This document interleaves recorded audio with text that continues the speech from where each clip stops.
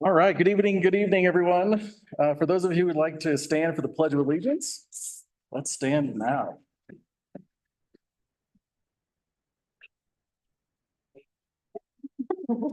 I pledge allegiance to the flag of the United States of America and to the republic for which it stands, one nation, under God, indivisible, with liberty and justice for all.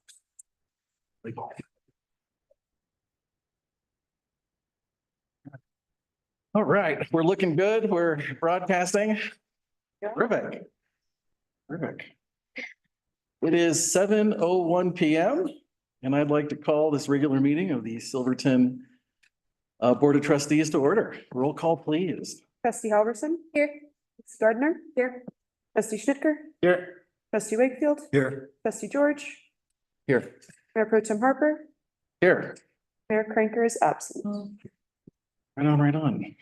Do we have any board or staff revisions to this agenda this evening? We do not. All right. Do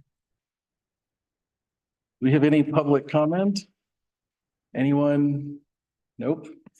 Anyone in the audience? None. Oh, I promise you guys, painless and quick. Seeing none, moving on to new business. Alina, what do we have? Up first for new business, we have a public hearing for 24-10, block 76, lot 13-14. Lucy, would you like to give us some background? Yeah, I'll hand that over to Chris, who's online with us, and he will give an overview. Chris, do you want to just briefly give an overview of the public hearing process? Sure. So first of all, my name is Chris Masser. I am one of the contracted town planners through CPS. So as far as this public hearing, we'll start with staff presentations of the application. Then the meeting is open where the applicant can address or provide any kind of clarifications. The mayor will ask for some public comments if there are any, then they'll close the meeting and discuss any type of comments amongst the board members.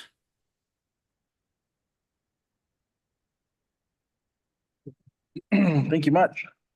Do we have any comments, public comments? No, Chris, we can start with the presentation. Okay, perfect. Can you guys see my screen? Yes. Okay. The first application for you all tonight is a new single-family residential structure within the A-Rod district located at block 76, lot 13 through 14, and it does not have an address quite yet. An overview of the project is located in the northeast corner of 5th Street and Green Street. The owners are Shane and Rebecca Goranson. The applicant is the owner Shane Goranson and the architect Steve Golick. It is within the BP zone district and is located within the Architectural Review Overlay District and Avalanche Hazard Overlay District Blue Zone. All required documents were submitted on March 11th and all fees have been paid. It was posted on the town website in Silverton Standard and Minor and mailed to adjacent landowners on April 25th, and no comments have been received to this date. A summary of the request: it is a new single-family residential structure located on a 5,000 square foot lot. The new residential structure is 2,198 square feet and includes an attached two-car garage with a covered porch and deck. Entrances and the garage face south towards 5th Street and includes steep slopes at main gables, slope shed roofs at dormers and outer edges. The exterior materials are rusted corrugated steel roofing and vertical wood board siding. The vertical doors and windows are not double hung. And it also includes a gabion fence, which is a 6 foot tall by 3 foot wide, stone with rusted steel cage, and it runs along the Green Street facade and the 5th Street property lines.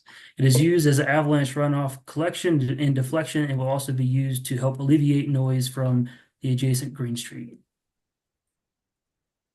This slide includes elevations of the proposed structure, and on the right, it shows examples of Gabion-style fences. The A-Rod district requires review of this application before the HRC and you all tonight because it is new construction and is as viewed from, it is seen from the Heritage Tourism Corridor, which is Green Street.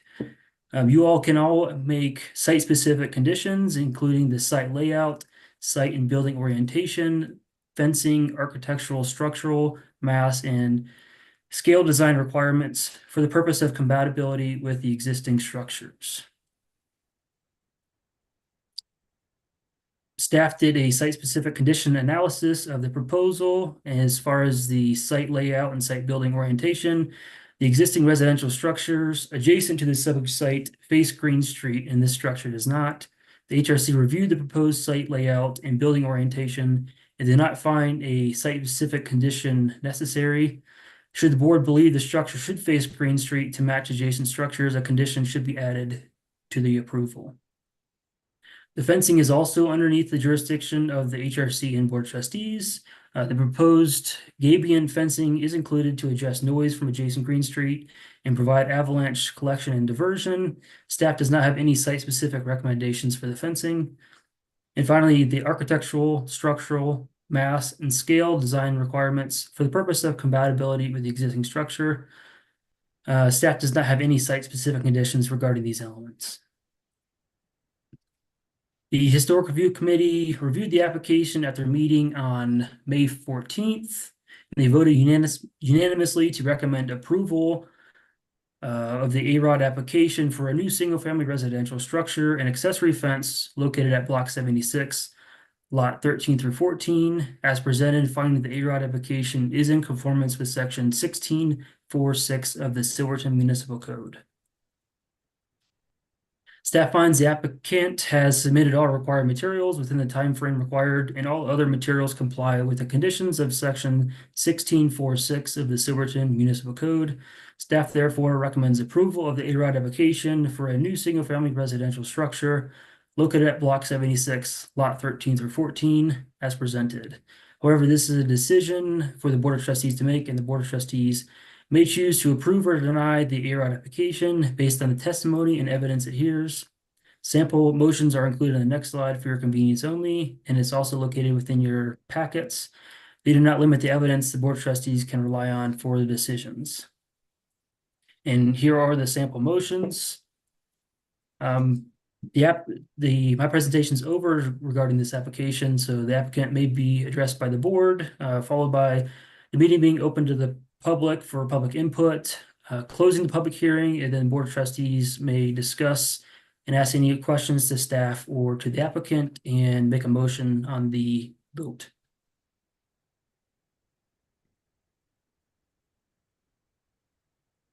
Perfect, thank you. The applicant is not here, but we do have the applicant's architect. Sir. I'm Stephen Golick, architect, and I'm the agent for Shane and Rebecca Goranson. They live in Durango. They also want to live here. And so this is how they propose to go about that. They bought these lots in the BP zone for that purpose. And it also falls into two overlaid districts, one having to do with the historical district and tourist corridor, and the other having to do with the very outer edge of the blue zone. It goes into a portion of the lot on the south side. So we've had an avalanche hazard study done by Chris Wilbur Engineering, and the impact of the blue zone on the site is basically in the form of the outer edge of the powder blast. It's well beyond where any avalanche flow would have stopped. And so we're mostly, and the force that the study ended with was a little less than the wind load, design wind load here in Silverton. 110 miles an hour exerts about 31 pounds per square foot of force laterally. And the 300-year occurrence, the most risk-averse category possible in the report, results in a lateral force of about 27 pounds per square foot. Real quickly, just a point of order.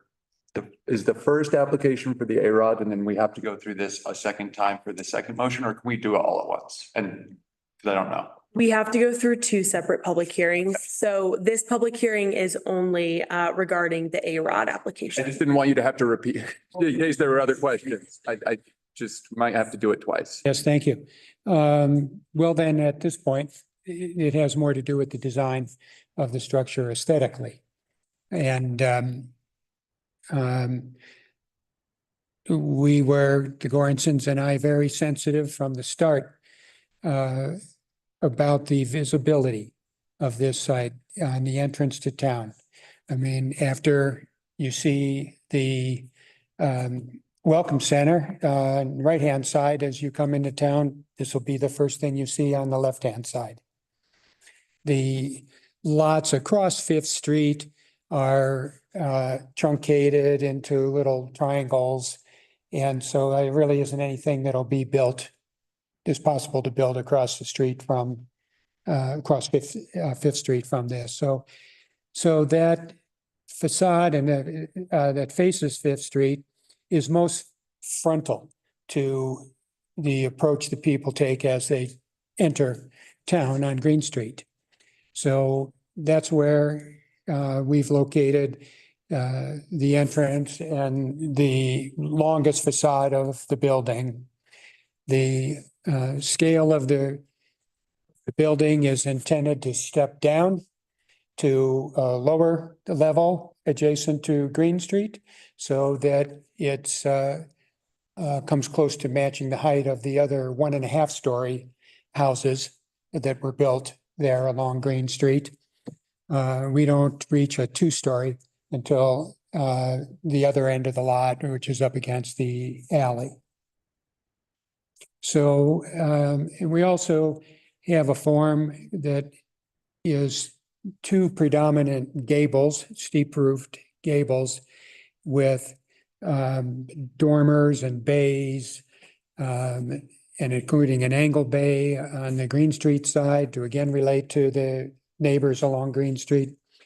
And all of that breaks the scale down into smaller parts and pieces and gives the building the look of something that looks a lot like the kinds of houses in town that had additions added on over the decades. There was some question about the entry, location of the entry. We discussed that at the A-Rod meeting. There is no access from Green Street. The pavement in Green Street's about 4 or 5 feet above the ground level existing at this site now. The house on the other end of the block does have an entry facing Green Street, but it also, you can access 6th Street, Green Street. So that makes sense. That's the entrance is the first thing you see as you first see that house. But this house will only be accessed from 5th Street, which doesn't and will unlikely ever connect to Green Street. And that ramp that entrance ramp for the highway going north that occurs there. So we address the entry there so that as soon as you see this house, as you come up 5th Street, you see the entrance So it's clear where you're going to go, where you're going to leave your car, and you start preparing for your entrance. And that's really how we design all good houses. We wouldn't put an entry on a facade that you can't even see when you arrive at the building. The other question that came up was about windows, and I referred to it in my narrative. And I guess, you know, Silverton has developed some design guidelines, and I think it's probably working on developing those as we go forward. I think the first design guidelines we saw here in our mountain communities was Telluride.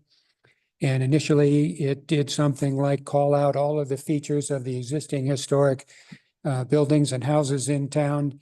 And it promoted or encouraged copying those elements. And what they found was that they ended up with fake Victorians. And so they changed that code. And Durango came along later with its historic district design guidelines. I chaired that board for 15 years. And the approach we took there, and which most other mountain communities in Colorado take, is to let new buildings respond from a design perspective to their current times, but in a way that is respectful and relates and provides the right relationship with the historic buildings so that they stand out as true pieces of the historic record. We don't like to do things that would confuse the historic record by trying to make new buildings look like imitations of old buildings. So here I'm relating to the scale and proportions of historic buildings that you would see in town by the massing and the shapes and this breakdown in scale with dormers and bays and things like that. Also trying to do some carpentry work on both the Fifth Street facade and the Green Street facade that has that quality that you have in the historic buildings, whereby the facades offer gifts to the street. Bay windows, elaborate trim, things like that. Here our trim is simplified into kind of a timber cross strut structure around the entry and out in front of the garage to set the garage back more out of view and to relate to the kind of timber structures that you'd see in the mining districts around town. And it's also serving to stiffen that deck structure. Open structures are more vulnerable to lateral loads like wind, uplift, and in this case, powder blast. So that is meant to make a more rigid structure. If there's a 110-pound snow load on that deck and it gets hit with a lateral load, that stiffens that deck. So it isn't just sitting there on a couple of posts. And so those are some of the design elements that I've incorporated to relate to the existing houses and buildings in Silverton. We're going to use more rustic type of materials, board siding and corrugated metal sidings, both a rusted type, but down low and on the roof, and then a type called vintage zinc, which you see used around town. It's not reflective. It's like a dull gray. It looks a lot like what's right out the window there. But and that's it. 3 types of materials. They are also used, particularly on the flatter facades, to break those facades down into smaller pieces.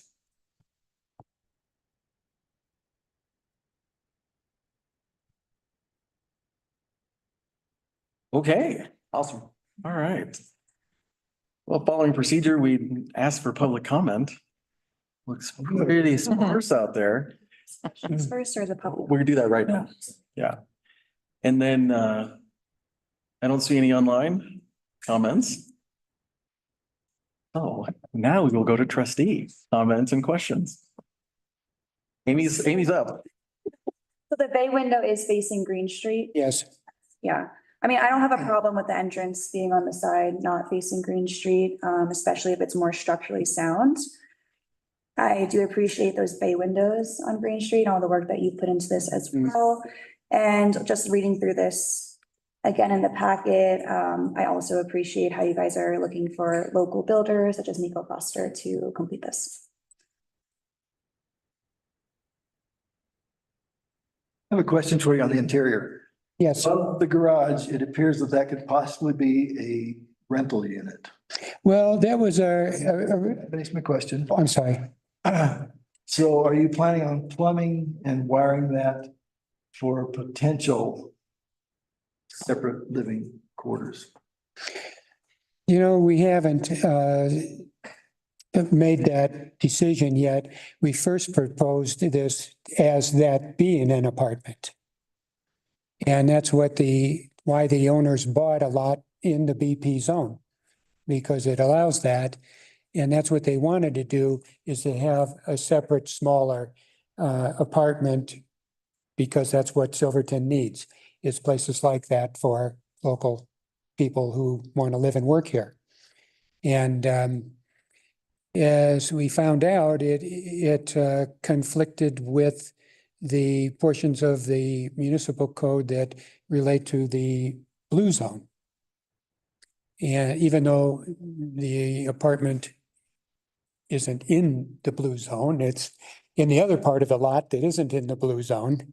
But that's the way it was interpreted by the planners. And so we just, we didn't want to try to go through a lengthy some variance phase or something at this time. We really need to get onto the construction period here. So it won't be wired to plumb then. Well, you know, I think that it's worth potentially pursuing that. I think that's the right thing for Silverton, to have additional dwelling units like this.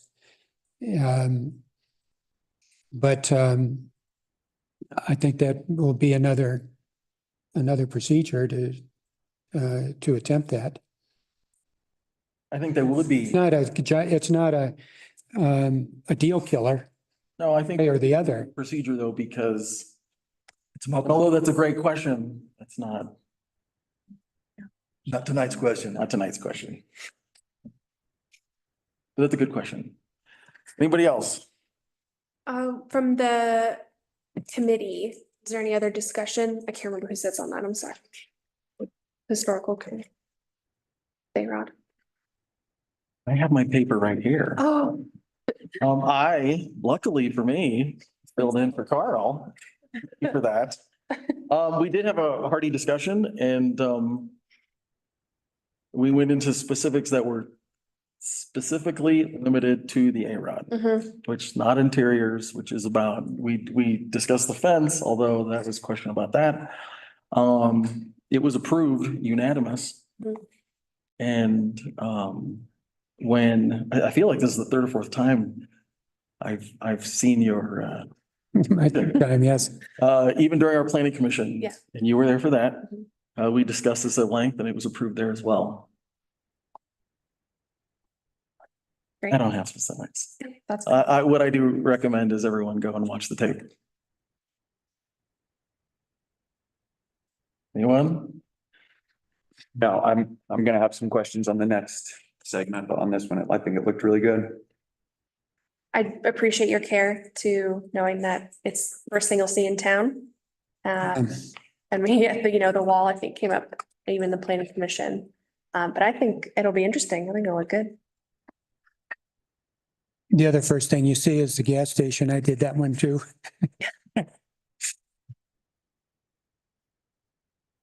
Terrific.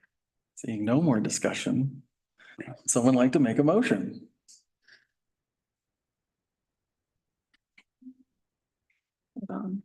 Yeah, I'll move to recommend approval of case 24-10 and A-Rod application for a new single-family residential structure located at block 76, lot 1314, TBD Green Street, as presented, finding the A-Rod application is in conformance with sections 16(4-6) of the Silverton Municipal Code. Second. Beautiful. Roll call, please. Trustee Halverson, Yes. trustee Gardner, Yes. trustee Schnitker, Yes. trustee Wakefield, Yes. trustee George, Yes. Mayor Pro Tem Harper. Yes. All right, on to B. Who wants to lead that? This will be another public hearing, for case 2411, overlay district block 76, lot 13 and 14, review of an avalanche hazard development permit and use subject to review application for a new single-family residential, an accessory fence, located within the avalanche hazard district. And I will hand this to Chris, who Just disappeared. maybe just lost. If he doesn't, excuse me, come back, I can jump in. It'll just take me a minute to pull it all up. Lost Wi-Fi. Okay. Maybe we'll give him. Yeah, I'll send him text.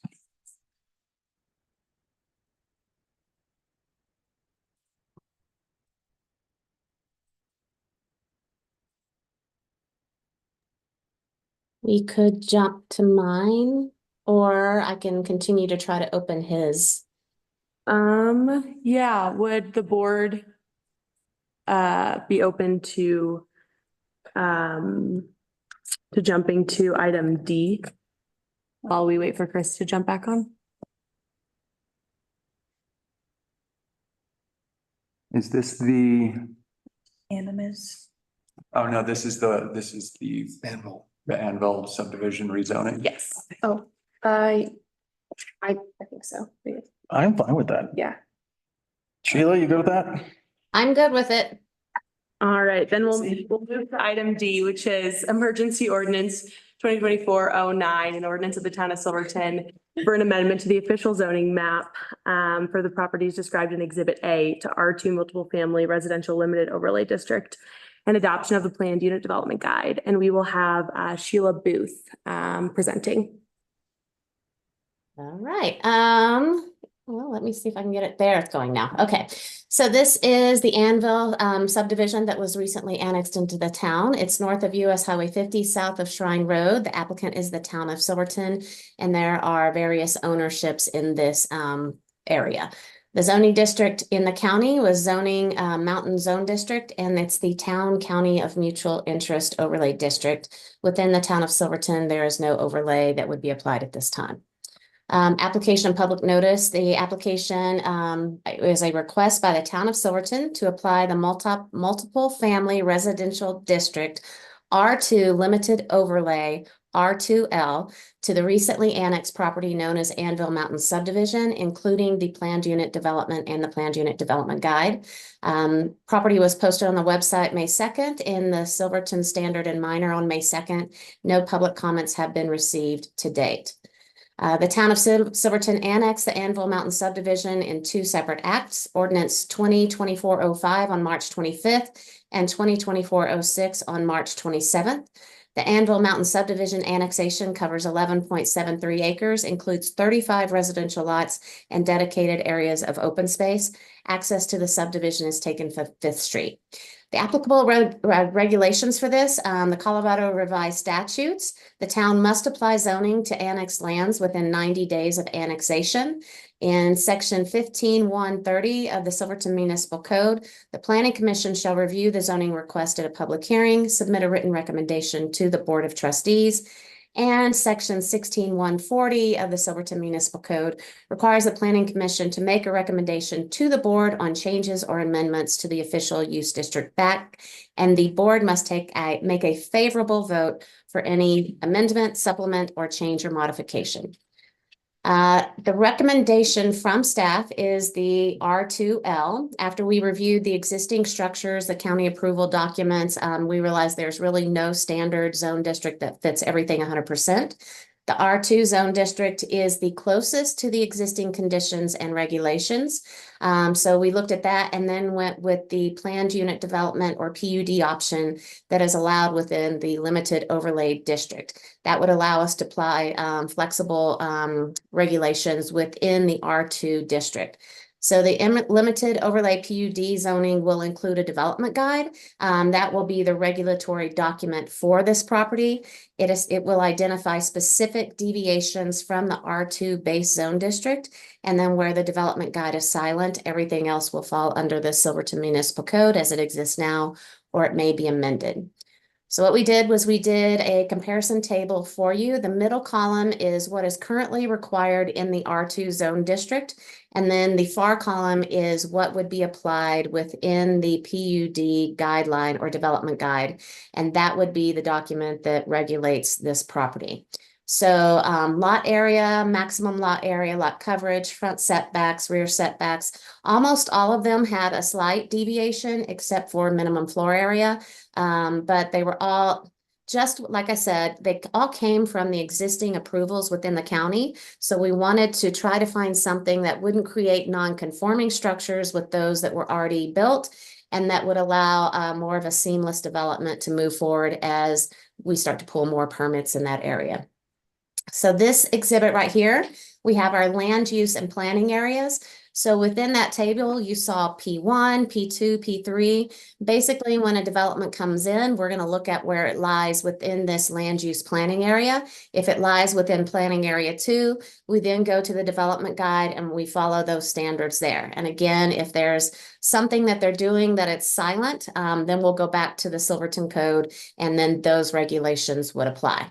On your right are some sample products. This was part of the county approval as well. It showed what's a rendering of what those might look like.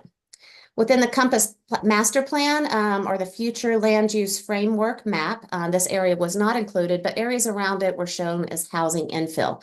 And again, as I said, the R2 zone district is the one that most closely mimicked what was already going on in the subdivision. So these are a few of the goals and strategies that applied for the Compass Master Plan. We had a goal to plan for reasonable growth and development that contribute to our community and sense of place. And then a goal to expand housing choices, opportunities, and affordability for the community. Staff recommends that we found that the required materials were submitted, and we do recommend approval of Ordinance 2024-09, a zoning of multifamily residential limited overlay, R2L, and the planned unit development guide for the Anvil Mountains subdivision as presented. And we do have some sample motions for you, and I'm here to answer any questions you might have. And if you have specific questions of the applicant, I'm assuming Lucy will want to jump in, but as the town applicant, but I'm here as well to answer any questions you might have. Perfect. Thank you so much. Lucy, do you got anything for us? I have nothing else to share unless you have a specific question. I do not. My only- Very exciting. Question, and it's not, I think it answers itself, but the only reason we're doing an emergency ordinance is because we have to follow the state statute and zone it within the 90 days. Correct. Okay. And yeah, and the way that our town ordinance process works would take just over 90 days. Perfect. So we're just doing that within the state guidelines. Right, yeah. And Clayton can also speak to this. We talked with Clayton as we went through this process and determined that because of the state statutes, we needed to follow an emergency ordinance because the consequences would this ordinance protects the health, safety, and welfare of the town. Perfect. No questions? No questions? No questions? All right. Exciting. Is this this public hearing though, right? Or just an emergency ordinance? Just an emergency. This is an emergency ordinance. Okay. Yes. People love this group effort. It's my job that much easier. Well, may I entertain a motion from someone, anyone? I'll move to approve ordinance number 2024-09, a zoning of family residential limited overlay, R2L, and the planned unit development guide for the Anvil Mountain subdivision as presented, finding the request in conformance with section 15-1-30A4 and section 16-1-40 of the Silverton Municipal Code. Second. Beautiful. Roll call. Trustee Halverson, Yes. trustee Gardner, Yes. trustee Schnitger, Yes. trustee Wakefield, Yes. trustee George, Yes. Mayor Pro Tem Harper. Yes. Beautiful. And I did get a message from Chris. He did lose his internet service, so I can jump in if you need to finish the other two. While we have Mr. Golowik here, that probably would be. I think we'll need you. I can do that. Is the next one the avalanche? Is that correct?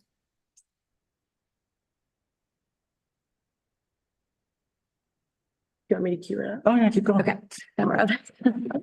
So next we will move into item C, a public hearing for case 2411 within the overlay district, block 76, lot 1314, review of an avalanche hazard development permit and use subject to review application for a single family residential structure and accessory fence within the avalanche hazard blue zone located at block 76, lot 1314, TBD Green Street. And then I will hand it over to Sheila. Thanks, Sheila, for hopping in on this one. Okay, well, here we go. This will be fun. This is the project site, as she mentioned, is block 76, the general location northeast corner of 5th Street and Green Street. Same owner and applicants as you previously heard for the A-Rod overlay district. It's zone business pedestrian, and it is within the architectural review and avalanche hazard overlay. Same application and public notice information. Everything was submitted, and we did meet all the requirements for public notice. The request is for a new single-family residential structure. The proposed residence meets all the requirements of the underlying zoning district and the avalanche development requirements. The proposed gabion fence will assist in collecting and deflecting any future avalanche runoff and help alleviate the noise from Green Street. Sorry, I went the wrong way. This are some renderings of it. I think you saw these as well in the previous one to show you what the structure looks like. The code references are 16-150 use subject to review, the 16-4240 restrictions on development in the avalanche hazard district, and 16-4260 information required for issuance of an avalanche hazard development permit. The Planning Commission at their May 21st meeting, the Planning Commission voted unanimously to recommend approval of the use subject to review and avalanche hazard development permit applications for a new single-family residential structure and accessory fence located at block 76, TBD Green Street. As presented, finding the use subject review and the permit applications were in conformance with 16-4250. Staff finds the applicant has submitted all the required materials within the time frame, and we do also recommend approval. And here are some sample motions for you, and I am here to answer any questions you might have as best as I can. Perfect, thank you. We don't have anyone in person or online for public comment. So let's go straight to trustee discussion. Tyler had a couple. I do. I had a couple of questions. So when we were, and you started to discuss the avalanche assessment that you all did, which was great. And I liked that avalanche assessment. However, the fence itself, I had some questions about. It was referenced in this document that fences like this had been used in Silverton before, and I can't think of any examples of that. And just on some of our previous projects where the applicant has come in, they had some sort of, engineer explain the force that any particular fence or barrier might be able to take based on what their avalanche report was. And I just didn't see any of that in this. And the concern is when you have something like that in an avalanche zone, if the avalanche hits it and it can't withstand the force, then it becomes just particulate flying through the air. So that was, and maybe I just didn't see it, but I didn't see any reference in the avalanche report as to, or recommendations as to what the fence should be. And I didn't see any in the engineering. So I'm just sort of curious how we came up with this design. All right, I think. Okay, thank you, Tyler. I didn't attempt to say in my narrative that gabion fences exist in Silverton. I'm saying that the method of containing rock in steel enclosure is used in steep areas. I think you would find it in the mining districts where they used gabions more for retaining structures. Sure. Okay. And so it would be designed to withstand that same force of 27 pounds per square foot applied laterally to this fence structure. And that's what it'll be engineered to withstand. Typically, poles are, driven or bored into the ground somewhere in that footprint of, let's say, we're 3 foot wide gabion structure. Then the steel mesh is installed alongside that. That really sits on the ground. But the rock that then goes in there surrounds those poles and is contained by the mesh. Okay. So it's not just sitting on the ground, it is embedded into the ground to resist that overturning force. Okay. That clarifies a lot. Thank you.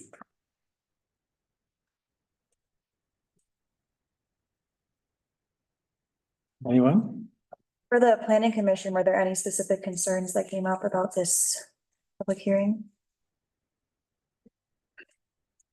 I don't think so. I don't think so. I think that was actually similar questions to Tyler. I think maybe the one thing of note we did talk about was based on the avalanche study, it was mostly going to be like the air blast, as you mentioned.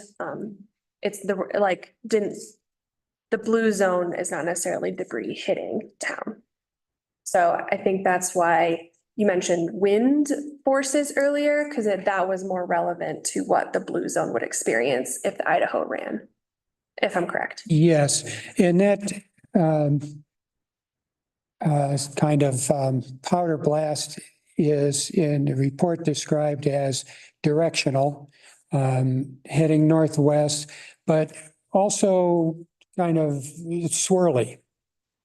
It's not entirely directional. It has a predominant directional force, but you could expect sort of like swirling currents within it. Can carry some small debris, forest type debris, stones, but it's well beyond the actual flow of large debris like trees and boulders and big rocks. So we will address that with impact resistant glazing on windows. And there's everything in the structures, fence and building to withstand the lateral and uplift loads from that additional powder blast force. I think there's a comment made at the planning commission meeting as well about why to do these studies. And this, even though the blue zone, if you actually look at the map, it's pretty small portion of the property. But I think you've gone at great lengths to make sure that this family will be safe in this home. And so doing this study was probably a lot, but I think this ensures the safety of Silverton residents. Yeah, the other part of the report discusses frequency of avalanche events from Idaho Gulch. And it's kind of like a floodplain where you have a 100-year floodplain. That means you have a 1% chance of water reaching that level in any given year. We're taking the 300-year occurrence approach to this one. So we have, a 1/3 of 1% chance of having a powder blast that reaches this location. That's the most risk averse choice that the study provided us. Thank you. Anyone? Ron? Carl? And then just to clarify, the primary residence or an ADU, like that cannot be used for vacation rentals in the future for them. They don't have any interest in vacation rentals. No, they don't.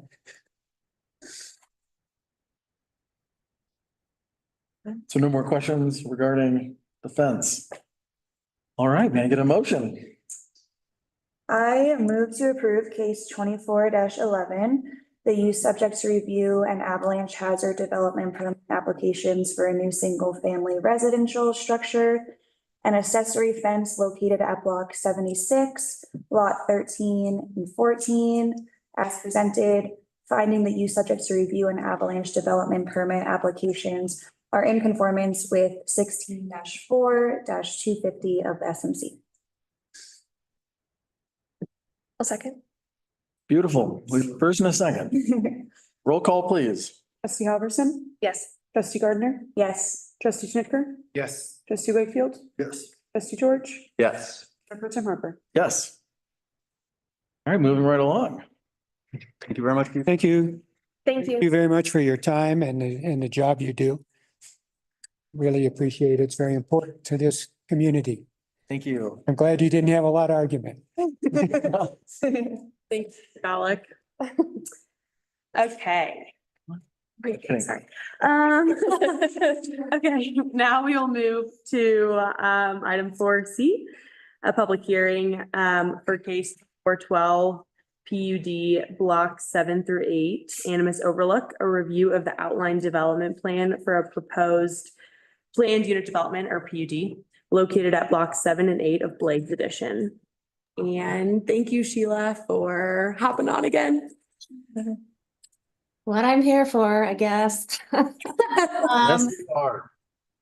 So this is a little different than the last PUD that you saw. I just want to kind of set the tone for what you're going to be doing tonight. So this is an overall development plan. Think of it like a conceptual plan or a sketch plan. So the applicant has put together an idea of what he wants to do with the property.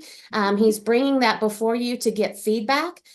So the conditions that the Planning Commission put on it that you'll see later, or I'll talk about more then, are really to give you some of their feedback as well. So they didn't like some of the things he did. They liked some of the others. Anything that you do tonight doesn't preclude the applicant for coming back in with a preliminary plan that discounts or attempts to address some of your concerns. So I'll give you some examples later, but I just wanted to kind of give you that preface. So as we're going through this, you get a better idea of really you're looking at a conceptual design and giving the applicant feedback so that when he goes back to spend the money on engineering and stuff, he's not coming in blind. He's got some feedback on what the board and what the town would like to see. So we've gone over the general location. It's the north of Blair Street between 20th and 21st. The applicant and the owner are GFS Land LLC. George Henderson is the applicant. I believe he was going to join us by Zoom tonight, but he might be there in person. I'm not really sure. The zoning district is multifamily residential R2, and the overlay district is slope hazard overlay district, and that's along the west property line. This is an example of what he is looking for as far as a layout of the property. So the property would be divided into the 16 lots. And we are looking at a smaller roadway. I know he's going to do a more formal presentation, so I'm going to try to go through this as best I can and get you over to him. So I've already kind of gone through what the purpose of this review is, to give you a chance to provide him some feedback, not necessarily approving a PUD or guideline. So as he goes through the process, he will come back with a PUD guide similar to what we just presented with Anvil. And then he will do some deviations to subdivision standards and zoning standards as part of his PUD zoning and his PUD guidelines and his platting. So the ODP applicant meets all the requirements of an ODP, and staff has reviewed it. He's requesting that the open space requirement be waived for the PUD. If approved, no land will be allocated for public purposes within this development during the subdivision process. The portion of land located within this project that lies south of County Road 2 currently does not have a plan for that area. This site is almost entirely wetlands, and it may be a good fit to set aside for protection via open space or dedication to the town. The proposed streets appear to be designed to best fit the topography of the area and the proposed use of the subject site. The ODP does appear to include easements required for sewer and water utility lines. A drainage report is not required now, but however, it will be required with the preliminary and final plat. The wetlands within the ditch along County Road 2 should be within the drainage easements, and the roadway to access the subject site, which crosses the wetlands, should be designed to protect the wetlands and potential flow of water. A drainage report is required before staff can determine if the proposed street grading meets the requirements necessary to provide adequate surface drainage and convenient access to lots or sites. This will be reviewed upon submittal of the drainage report with the preliminary and final plat. Driveways should be added to the plan for the lots along the proposed road to ensure adequate access and adequate parking are provided for each of the proposed lots. Off-street parking is required for all structures with a minimum of one space for every dwelling unit. The applicant is seeking an exception to this requirement. Staff recommends that the proposed PUD provide off-street parking for each lot to ensure adequate parking and prevent encroachment into the right-of-way, which would potentially restrict access by first responders. Some of these roads aren't as wide as your typical Silverton road. While reviewing the ODP application, staff determined that the proposed PUD should follow the preliminary plat and final plat process, since there are several submittal requirements within the preliminary plat process, which would help staff better understand existing conditions of the subject site and how the PUD will be designed to mitigate those conditions. The reason we put that in there is there's a clause within the ODP that says the board may waive the requirement of a preliminary plat, but staff does feel that we do need to have a chance to review it to make sure that the subdivision does meet most of all of our regulations. The proposed PUD is in compliance with the Silverton Compass Master Plan, which specifically highlights the property as an area to provide single-family duplex housing infill. We did send it out for referral agency comments. Planning Commission was more interested in getting some feedback from Public Works and Fire, specifically as it related to the grade of the road, the surface of the road, which I believe is gravel, with or without sidewalks, and concerns with emergency access and turnaround. And I believe it was snow storage or snow removal. The Public Works Director, John, is online, so I'll let him jump in as you need it, but he did say that he would look more at it when they bring in the actual engineering plans, but he is here to answer questions if you have, or you want some guidance on that. And then Planning Commission action. So we had recommended 4 conditions. They took 3 of those and added some more, and these are their conditions.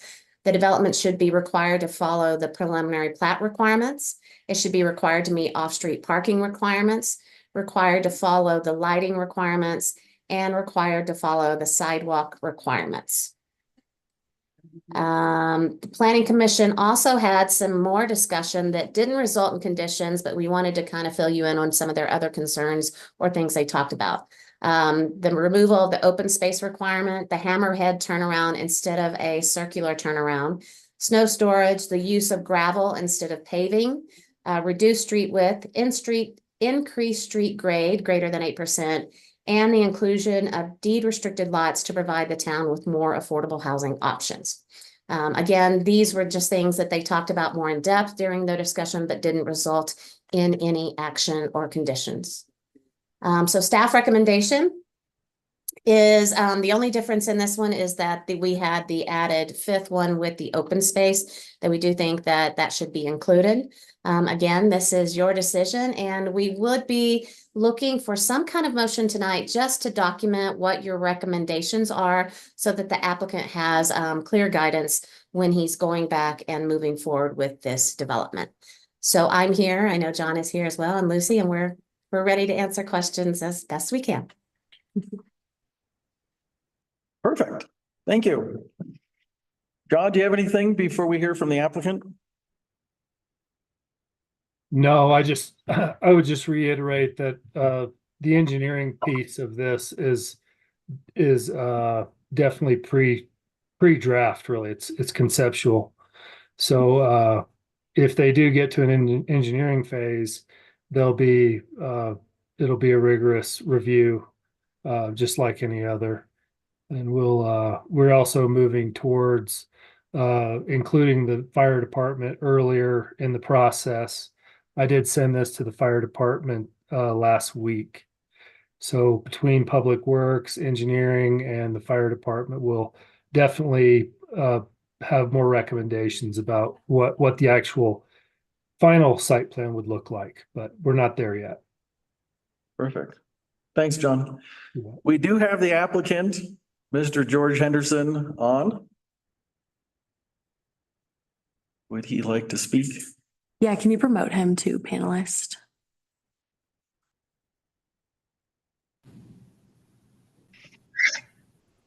Okay. Can everybody hear me and see me?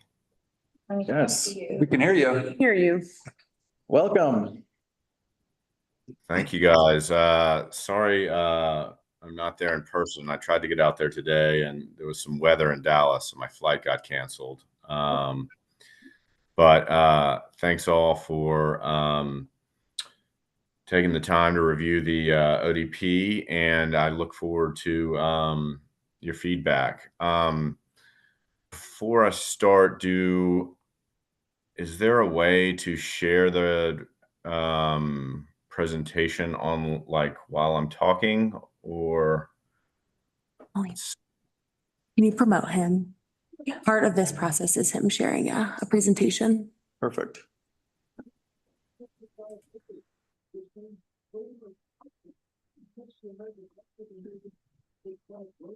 George, we have you promoted. Now I think we just have to share. Oh, let me start the video. Hey Okay. there. Perfect. Welcome. There we go. Hey, good to be here again. Sorry, I'm not there in person. Travel issues. Let me share my screen. And we'll just kind of go from there. Can y'all see it? Yes. Yes, sir. Terrific. Okay, so just to kind of give everyone just a sense of kind of who I am. I live in Florida with my two kids. I'm originally from North Carolina. Very bullish on Silverton, and I'm excited about the future prospects of Silverton and following through with the Compass Master Plan. Just to give you a sense of kind of who we are, we are the GFS Group. We have a sister company called GFS Hospitality, which is a local business owner and employer in town. And we purchased the Triangle Motel, Prospector Motel, and Kendall Mountain Lodge in 2021. And in addition, we just finished a single family house on Reese Street. So as you can see, we love Silverton. To get into the actual project, in January 2022, we bought Block 8 of Blake's Edition and 6 lots in Block 7 of Blake's Edition, all of which is vacant lands and R2 single family, multifamily. And we are proposing a PUD to develop 16 single family home sites, which we think is consistent with the vision of the Compass Master Plan.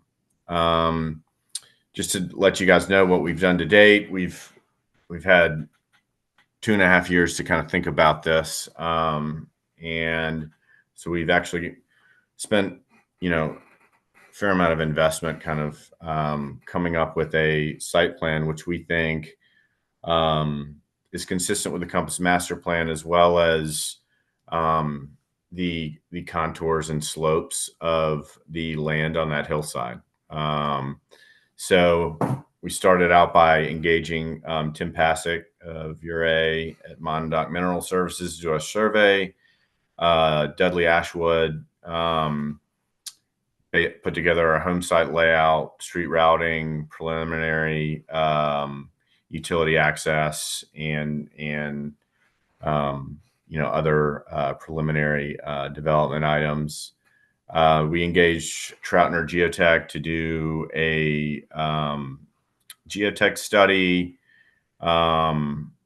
which came back favorable, and we engaged Cottonwood Consulting to do a wetland study, as we knew sort of the wetlands was a hot button issue there. We wanted to get in front of it. Just as reference, Cottonwood, namely Kyle Sizer, was the wetlands consultant that worked on the mitigation at the RV park, Silverton RV park, just south of our property. In addition, Kyle and I have spoken with Tucker Fedor of the Army Corps of Engineers several times on what required permitting would be as it relates to following the laws of the Clean Water Act and the Army Corps of Engineers guidelines. In addition, we've met with multiple employees of the Silverton Planning Department who've been terrific. Lucy, John, thank you. Chris, Sheila, thank you. I know I'm missing some, but everybody's been great to work with. And we've also met with neighboring landowners in an effort to kind of work together to produce a plan that serves everybody's best interest. This next slide is really just a Google Earth image kind of outlining kind of where our property is. So you'll see this is Block 7, the 6 lots up here, just off County Road 32. This whole area here is Block 8. We've divided it really into Block 8, what we call Block 8 North and Block 8 South. As Sheila mentioned, Block 8 South is wetlands. It is not part of our development plan, and are exploring various options as what to do with it. And as you can just as reference, here's kind of the Silverton RV Park. I know everybody knows where that is. So here's just a slide which kind of outlines the survey. So you've got Block 7 up here, Mineral Street, which runs between Block 7 and Block 8, Cement Street over here, which is undeveloped, and then County Road 2 down here. So here's our proposed site plan. You basically have 16 single family lots, ranging in size from 3,200 to 8,300, average lot size around 5,500. None of the lots have uniform depths or widths. It really, as I mentioned earlier, we're really put this plan together in an effort to do what's best for the contours of the hillside and make it look nice. So I'll get into it in a little bit, but you'll see that some of the lots are on Mineral Street. So we're kind of proposing somewhat of a swap where we put a road that goes through our residential property as a swap for vacating Mineral Street, because, you know, having a, 80-foot wide street going up that hillside with that steep grade really, didn't seem, it was not really feasible.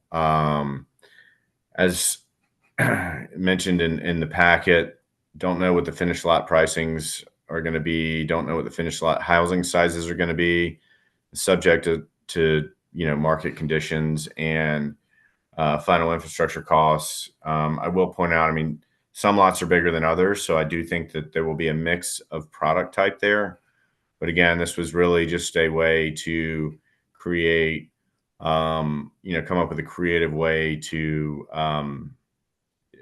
create as much density as possible on this hillside while, using the contours of the land as best as possible. I go back to the survey. Okay. As I mentioned earlier, here's Block 8 south of County Road 2. Again, per our wetlands study, it's wetlands. So we are not proposing that be part of the PUD. And so I just want to point that out, up front. We worked with John Seitz. He's been terrific on trying to come up with access points for sewer. We intend to build a gravity-based sewer system that connects directly into the Silverton's sewer grid. This sewer would be dedicated to town at no cost to the town. We would, pay for, construction materials, etc. Per John's recommendation, the best access point is a manhole on 18th Street, just south of Cement. So down here.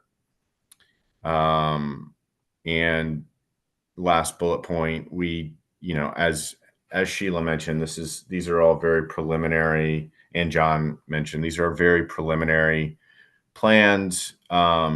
Next phase, we plan on getting into much more detailed engineering plans. So we will work through best ways to get 10-foot utility easements along rear lot lines. So,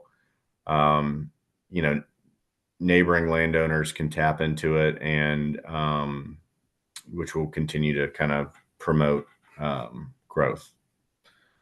Water and electric access. There's a hydrant just to the north of the site, which we plan on tapping into. And then the electric box is just on the south side. So we'll work with San Miguel Power to figure out how best to navigate that. Roads. So the lower 12 lots, we have a proposed road coming off County Road 2. As was mentioned earlier, it's a slope grade of no less or no more than 10%. And then the upper 4 lots there's 2 options here, either proposed driveways coming directly off County Road 32, or we've also been talking to landowners that own the 2, they actually own 2 lots each just south of 12 and 13, just below, about putting a extended driveway which would lead to the alley to allow them to access their lots in an economical manner. A lot of work to be done there, but that is sort of the proposed plan. Just to mention, I'll get into it on the next slide. Well, I'll go back to this slide actually and just kind of show you. So County Road 2 does kind of come across our property, and so we plan on working with the county to come up with the best option as it relates to that. I don't think it makes sense to reroute the county road. So that's just additional work that we'll have to do, work with the county in sort of the next stage of the process if this is a plan that you guys like and want to move forward with. Oh, no names have been determined for the roads, for this road. Certainly open to suggestions. I'm not tremendously creative as it relates to coming up with names. So definitely, definitely open to suggestions. Vacating Mineral Street. So as I mentioned earlier, due to kind of the slope and size of Mineral Street, going up to County Road 32, it's not feasible to put an 80-foot wide road up there. So we are proposing to vacate it and basically put residential lots, work our residential lots into Mineral Street and build our road through our property here. So it's more of a swap. And we just feel like, as I mentioned earlier, that's the best thing that we could come up with that create a development that is would be aesthetically pleasing for the hillside. And down here it's just kind of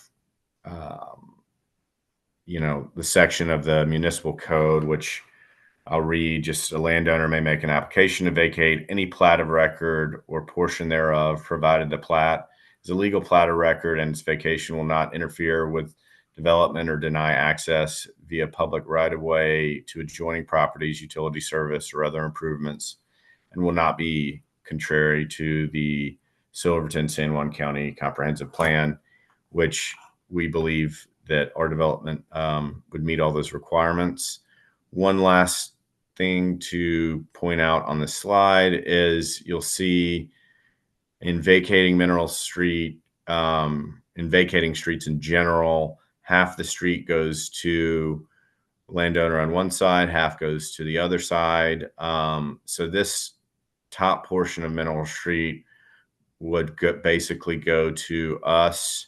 And then this little box here, which is half of Mineral Street below our property, would go to these landowners right here. And as I mentioned before on the previous slide, County Road 32 does cross our property somewhat. So just something that we need to work out with the county, which we plan on having those conversations as part of next steps if this is approved. Precedent of vacating Mineral Street. There's essentially in Block 8 South, which I mentioned earlier, I can't read that now. I think it is 20th and Cement Street were vacated to owners on either side. So, half of Cement Street and half of 20th Street within this boundary went to us, and then half went to the Silverton RV Park. I know there's a lot of history there, but I just wanted to point that out, as precedent. This just sort of summarizes our geotech report. And Troutner came back saying that while we feel it's while we feel it's feasible to develop the site as planned using relatively conventional techniques, we feel like it's prudent for us to be part of the continuing design of this project. And we agree because of the slopes, and we will consult them as we work through detailed engineering plans, et cetera. And we will encourage, future owners of lots to do the same as they plan on building structures. On to the wetlands report. As I mentioned earlier, we knew that wetlands was a hot button issue in town. And so we got a wetlands study from Cottonwood Consulting. Cottonwood and Kyle Sizer are very familiar with areas. They did the mitigation for the RV park, where his study basically came back with no wetlands on this part of the property. However, the man-made drainage ditch on the north side of County Road 2 is considered a wetland, as well as sort of Block 8 South. Our entrance road would cross the man-made drainage ditch to get to our access road up here, but it would impact no less than 1/10 of an acre. So we worked with Tucker to figure out which permits we would need. We would need a nationwide permit 29 residential subdivision. That's a typo there, not linear transportation project. And we would be submitting a pre-construction notification to the Corps, and we'd also have to obtain a 401 water quality certification, but no mitigation would be required for this project. And I'll move on to the next slide. I've spent a lot of time listening into the town board meetings, and so I'm sensitive to the wetlands issue. So I wanted to put together this slide, which basically shows our site pre-Sackett versus post-Sackett. So really the only difference is pre-Sackett, Block 8 South is wetlands protected by the Clean Water Act and governed by the Army Corps of Engineers. And by the way, I think everyone's familiar with this map, but the pink is potential wetlands protected by the Clean Water Act, by the Ironwood, based on the Ironwood Consulting map. And the blue is wetlands protected by the Clean Water Act. So you'll see post-Sackett, Block 8 South is not protected, and both pre and post-Sackett, that drainage ditch is not protected.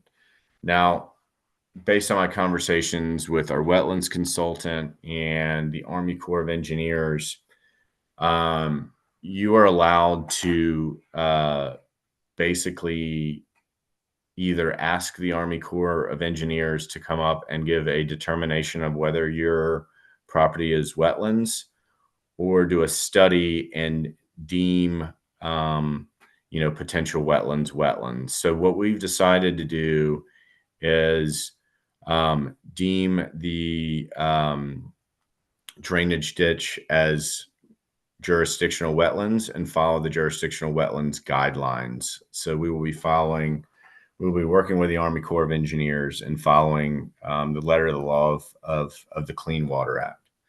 So just to point out, this is a more protective view as it relates to wetlands than the Sackett ruling. This map here, this is just comparing our Cottonwood wetlands map to the post-Sackett Ironwood map. And again, we talked through it last slide, but it just sort of points out that you'll see this area, that man-made drainage ditch north of County Road 2 in our study is deemed wetlands. In the Ironwood map, post-Sackett, it's potential wetlands.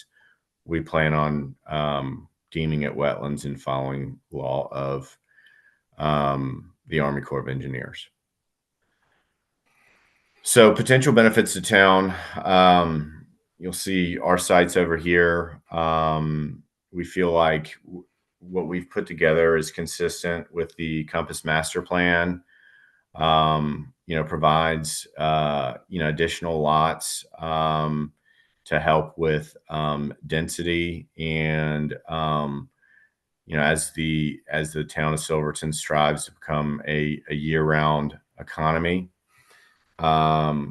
We feel like lot sizes are appropriate and range, which will create a variety of different product types.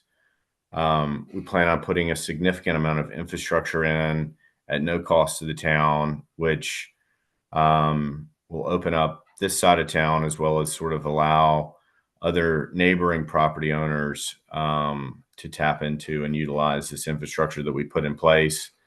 We also think that it will create job opportunities for Silverton residents, as well as generate tax revenue in the forms of fees for the town, property taxes, sales taxes, development fees, etc. We went over these slides in pretty good detail in the Planning Commission meeting last weekend. So I'm happy to kind of walk through these again because we spent a good amount of time on it. I think it was a productive exercise. Just starting out with the lots, section 316.330, minimum lot area 5,000 square feet, minimum lot width 50 feet. We're requesting to just allow the non-conforming lot sizes and lot widths because we feel that it best fits into the hillside.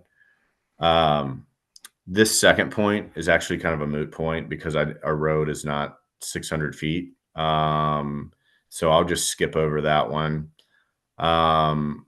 Close-end streets shall be provided with circular turnarounds having a minimum outside right-of-way diameter of 120 feet and minimum pavement diameter of 90 feet. We would like for the project road to be approved as proposed. We did look at putting circular turnaround up there. Honestly, it didn't look very good. And we felt like the hammerhead approach looked a lot better and still accomplished the goals of the.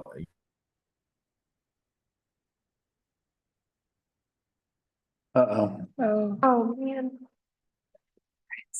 This one was getting good. Frozen. Having great luck tonight. Oh, no. Oh. Two. Are we still on? Well, he's Oh, wait. There we go. You're muted. He's back.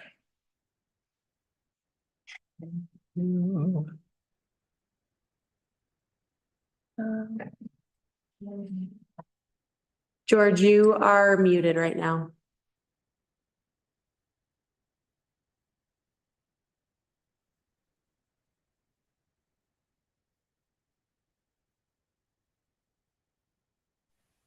Is that better? Yeah. Here we go. Something happened in that. Sorry. Everything just sort of shut down for a moment. Blame it on All right. Texas weather. Yeah, I'll tell you what. So I don't know where you lost me. Did you lose me on the sidewalk requirement? Turnaround. We were just finishing up the turnaround, hammerhead versus circular. Okay. Yeah. So we looked at the circular. We didn't think it looked good. We thought it might be kind of an eyesore on the hillside. We thought the hammerhead would be better, and it would also meet the requirements of allowing a fire truck to turn around up there. So that was sort of our main goal. Section 17.430, sidewalk requirement of 4 feet. We've asked to remove this requirement. I mean, the Planning Commission, Sheila stated earlier, put that in as a condition. It's something that I think that we can kind of work through in the next stage of the process. I will point out though, I know safety that was discussed a fair amount in the Planning Commission meeting. I agree. I'm very pro safety. I will point out that if you have sidewalks up there, basically they would lead down to County Road 2, which has no sidewalks. So it's kind of a sidewalk to nowhere, but it's certainly something that we want to take into consideration as we would work through the next part of the project.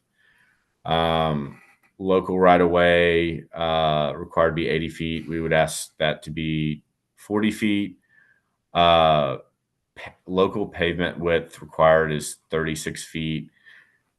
We would ask to allow 20 feet. This was also discussed in the meeting, the planning commission meeting. I did speak to our engineer about this, and I think this is something that we can work with to widen it. I mean, 20, per or per Dudley, 20 feet is not abnormal to access, kind of 12 lots that are not really in the center of town, but certainly something that we'd like to work work on with you all, throughout the next step in this process if approved. Local street grade no more than 8%. We've asked it to be no more than 10%. Pavement. Sorry, go ahead. Okay. Pavement shall be constructed of asphalt and concrete, sufficient thickness to support contemplated traffic load. Don't think there's going to be a lot of traffic load, and consistent with multiple streets in town, we would ask for you guys to allow us to do gravel pavement up there. All streets shall be provided with concrete curbs and gutters for pavement edging, such as curbs, gutters should be designed as an integral part of the pavement. We're asking to remove the concrete curb and gutter requirement. That being said, as we work through our drainage study, I think this will become more clear on what needs to happen up there as it relates to kind of water runoff and drainage. It's just something that I think we just like to work through in the next part of the process. Although we would, if we're going to do gravel roads, I think maybe drainage ditches would be more appropriate than concrete curb and gutter. Ornamental street lighting associated with underground street lighting supply and circuit should be installed. We asked to remove the requirement. The planning commission, there was talk on either side, but ultimately the planning commission wanted to see street lighting up there. A lot of it came down to personal preference on do you want to see street lights as you look up that hill. We asked to remove the requirement, and one thing as we kind of work through this next stage of the process, we're working to put together a plan that is economical and works well for our company as well as the town. So just as you think about ornamental street lighting and all that kind of stuff, I wouldn't want to create a plan that does not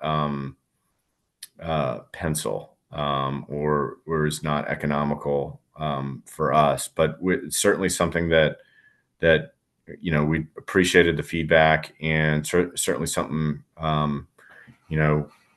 want to look into.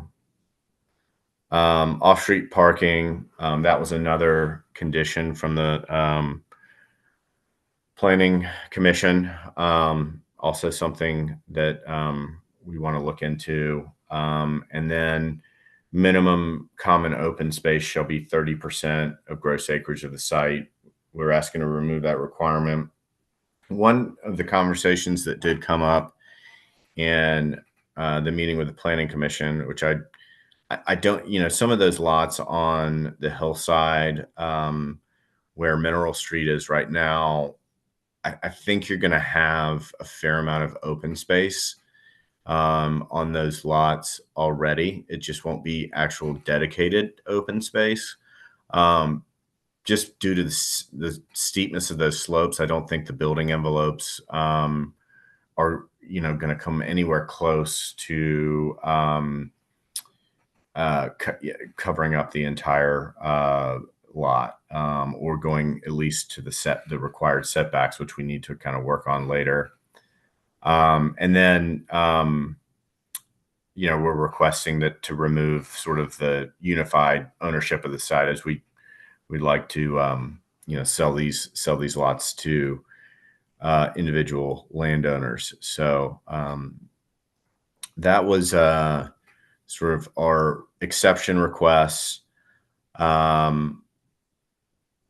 Final steps, as you can see, or next steps. I think it's pretty clear that we do need to go through preliminary plat approval. I agree. I think we've got a ton of work to do to get from where we are now to final plat. So having a preliminary plat as a next step, I think, makes sense. We need to get a detailed drainage plan and stormwater pollution prevention plan, and engage a consultant to do that. That's sort of step number. That's on the front end of the steps. And I'd want to kind of get John Seitz's opinion on who he, maybe we can talk offline off this, but who you guys have worked with before and are comfortable with, because I've always found that's the best way to kind of do things. We got to come up with a detailed utility plan, which I spoke to Dudley today about, which is going to require additional survey work. Surveyors are fairly booked up, so I'd like to get on a surveyor list, get our survey scheduled as soon as possible. Just given the shortened summer fall season, to make sure that we can get those surveys done this year. And then we've got to provide the town with all the supplemental data associated with the preliminary plat, which I'll work with the planning department on, PUD application, work with the planning department on, special review for steep slopes, I'll work with the planning department on, and then right of way application, which I'll work with the planning department on. And then, as I mentioned earlier, as it relates to the wetlands, we need a nationwide permit 29. It's residential subdivision, not linear transportation projects, and submit a pre-construction notification of the Corps, as well as obtaining a 401 water quality certification, which the guidance we've been giving on timing there is 6 months. So that's something that I'd like to get going as soon as possible as well, given the weather constraints. Beautiful. So, Well, George, thank you very much. You're welcome. Was there You're more? welcome. I think that's pretty detailed. I think I kind of went over everything. I mean, there's a few appendices. All of that stuff is really in the packet that was sent out. But I think Trustee Harper, I think is probably, maybe just I'll pass the mic back to you guys and answer any questions you might have, or listen to any public comment. So No, thank you so much. It's extremely thorough and very exciting. And I want to thank you for addressing those comments that were made during the planning commission. So thank you for that. Following course and procedure, we don't have anyone in the audience. We don't have anyone on Zoom that have any comments. We're going to kick it to the board. I know you guys have a bunch of comments. So is the goal just to sell the lots once they're developed, or would you build structures and single-family homes and sell those as well on some of them? That's a good question. I think it's probably going to be some kind of combination. I think the majority of them will probably sell and list. We'd like to put together some sort of builder program to work with local builders. We might build some ourselves. We really haven't gotten that far yet. So it's still TBD.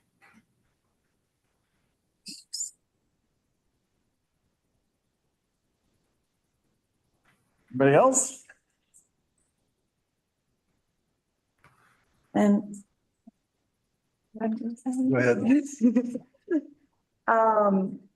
Yeah, other than that, just the comment I had, I don't think we should remove the common open space requirements. I agree with the staff recommendation, on that condition as well.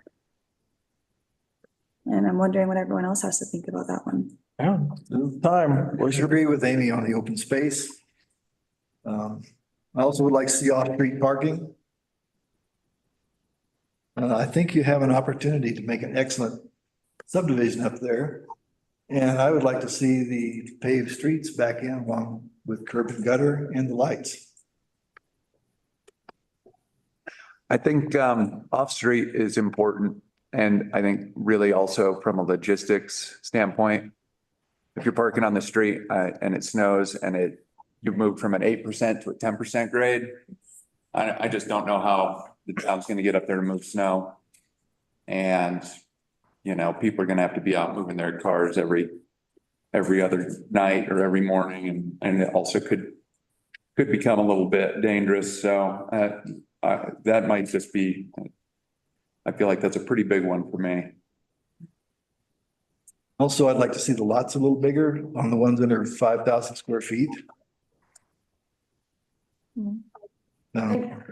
Sorry. Go ahead.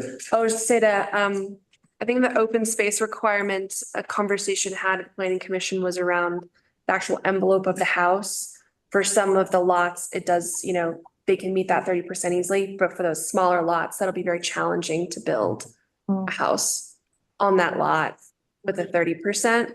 So I am interested in some sort of solution where these smaller lots would have the ability to build a home that you can actually live in. But a question around that is the 30% is for the entire development. It's not per lot, right? So you can put all 30%. I mean, that 30% is also for open space, whereas if you get rid of that completely, there's no open space because it's all private property. Right. I think that's an important distinction, like the open space requirement that we're talking about, and correct me if I'm wrong, but this is common open space for the entire development. Is that correct? Correct, yeah. The open space is not regarding the individual lot to be a dedicated open space, which is not included. But I think the idea was that these lots wouldn't be filled, so it would appear more open in the design. But it would still be private. But correct. There would not be dedicated open space being proposed at the moment. It'd be individual landowners looking after open space on their lots.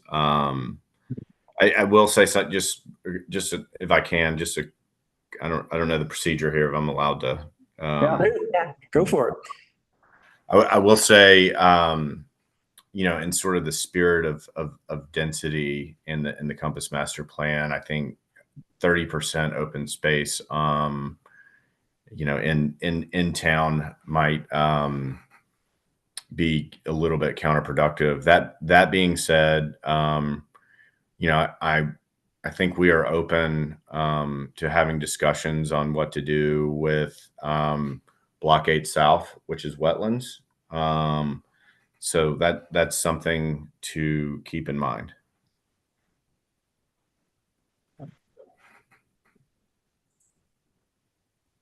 Did you consider alternate road layouts that would meet the 8% grade requirement? We did. and 10% was the best we could do. Yeah. I'm not all of it's 10%. But it, you know, it's no more than 10%. And, you know, there are other roads in town that I would imagine are, higher than 10%. But we really, the only way that we could make it work was, the 10% threshold. Can I ask a question to the board? I feel like the 10% grade, I think makes a lot of people nervous. And so what like information would we need to be able to like understand if that is a acceptable exception? I think it's a real question for John Sites. That's a John question. So- And John's got his hand up. Both 10th and 11th streets are steeper than 10%.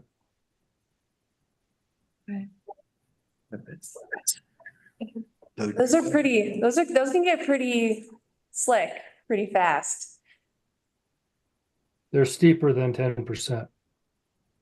I'm not sure exactly. I think that there's a portion on 11th Street that may be as steep as 13 or 14%. But yeah, that's steeper than we would like. 10%, it could be, we could talk about it. And John, are you concerned at all with the 10% grade coming into a corner at the bottom?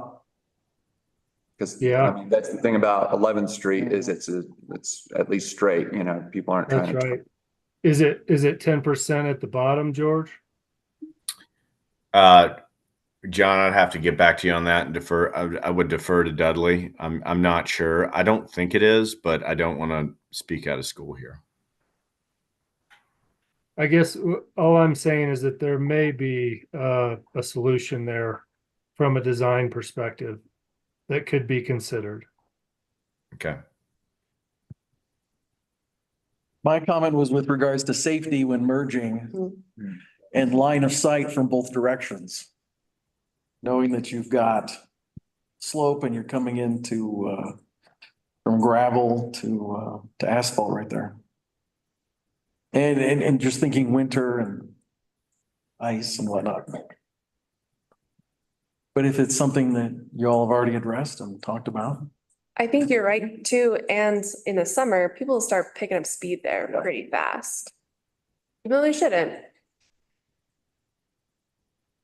Just a thought. Yeah.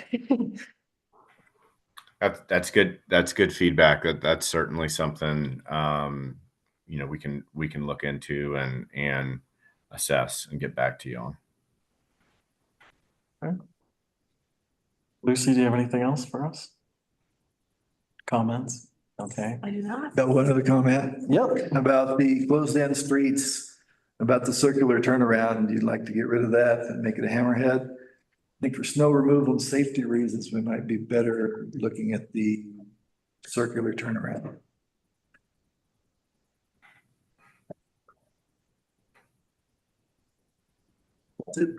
Did EMS comment and can they get a wagon up and down there? Just in case. If the fire department can get a fire truck up there, then we can probably get up there. They're the ones we really worry about because their trucks are so much bigger. So, you know. Never admit that. Funny. Did they comment? Did the fire department comment yet? Not yet, no. Okay. Sorry, guys. I'm used to just sitting here and having comments to myself. Perfect. I don't see any other comments. I don't see any other feedback. I've got one more for T has something maybe else. for John. This might be a question for John Sites.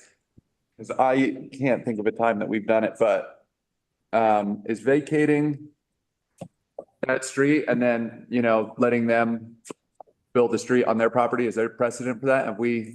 Does that make sense from like a public works standpoint? Like that's not going to be an issue in the future because we can't really, like you said, build the road there, but I know we've also sort of been bitten before when we vacated another street. Yeah, I can't really comment about with respect to vacation, other than I believe that the intent of the code is if it makes sense from a development perspective, and if it makes sense for what the town wants to do, i.e. Compass Master Plan, then I think that that's when you would want to consider it. But I can't really interpret that. I don't really see a problem from the public works perspective. A much bigger problem would be having a 15 or 20% street there, which that's not going to happen. So Perfect. is it better as green space vacated? Perhaps. Okay. Well, my comments were kind of going along with what we've already discussed in planning commission, which was sidewalks, one side versus two sides, right? Mhm. And that was something that would be addressed. Width of street with parking, if folks, scenario was if folks parked on the street, is there enough room to drive between? And I know that was gonna be a talking point. Street lighting, having that uniformity with town and out there in your proposed location.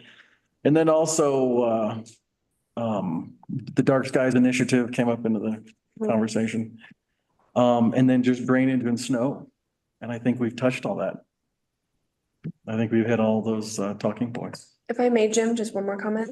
I think regarding the street, that is when at the planning commission, Austin brought up the idea of these are a lot of kind of concessions and things to sort of, give depending on what we do or not. And having some ability to have like a deed restricted house came up in that discussion, and that's where that originated from, is that street and these kind of Forming lots. yeah. So I think that's the origin of that conversation, and I think that's relevant just to keep at the forefront here. No, perfect, thank you. Anyone? And I guess that's another question, especially when it comes to the non-conforming lots. The concern I have with that a little bit is, especially if we allow this sort of, this plat the way it stands and have these non-conforming lots, and then if you all don't develop them and you sell them off, are we going to have every property owner that buys one coming in asking for a variance on their setback? Well, because this would be a PUD, they would be coming back in and writing their regulations. So you wouldn't be creating non-conforming lots. It'd be just like we just did with the anvil. Okay, thank you. Thanks, Sheila. Seeing that Chris has made it back on, does he have a comment or anything for us? There he is. We found you in the darkness. Thank you. No comments. I was keeping my video off just in case I got kicked off of Wi-Fi again. I didn't want to use any more. Likely story. You got anything else for us? Nope, not at this time. Nope. All right, board. So are we moving to approve this with the conditions outlined, or is there anything else anyone wants to add? I'm looking at I gotta get down to that part. Sounds like I'm hearing people are in favor of keeping the off-street parking requirements. That one seems the most straightforward. Yeah, that was one of the recommendations. It's looking like everyone wants to approve this, but we don't know which conditions we'd like to approve it with. Yeah. Right, And if not, be all the above. Mhm. and again, this is just an outline, right? They're just gonna come back and we're gonna be able to. Among the staff recommendations, it seems like all of those, well, correct me if I'm wrong. The preliminary plat, off-street parking, lighting requirements, sidewalk and common space should be kept. So that would be kind of those conditions. Yeah, I agree with that. Yeah, So I don't want to make a motion, read all that, have to redo it. You can also say with the conditions listed. Thank you. Oh. You don't want me to read it all? No, I would like you to read it all. You don't want to? Okay. Well, then I will move to approve the outline development plan for Animus Overlook, a proposed PUD located at block 7 and 8. What's that word? Wait, Blake's addition as presented, finding the outlined development plan in conformance with sections 17-220 and 17-320 of the SMC with the following conditions that the staff has recommended 1 through 5. Second. All right. You guys are making. Why don't you take vacation more often? We have a motion and a second. May we get a roll call, please? Trustee Halverson, Yes. trustee Gardner, Yes. trustee Schnitger, Yes. trustee Wakefield, Yes. trustee George, Yes. Mayor Pro Tem Harper. Yes. That's terrific. George, we love it. Thank you, guys. I really appreciate everyone's feedback. Thank you so much. You. Have a wonderful evening and stay safe out there. All right, we'll do. Y'all take care. All right. All right, guys, cruising right along. Everyone say good night to Lucy. Good night. Thank you, Lucy. Thanks, guys. Sincerely, thank you for all you do. All right, we have 4E in new business. Sarah, you're up. Oh, great. Okay, so Oh, yeah. chamber contract. Yeah, so Anisi Park, right? We're diverting the contract and the budget that's allocated for staffing over in Anisi over to the chamber. Couple reasons I did that.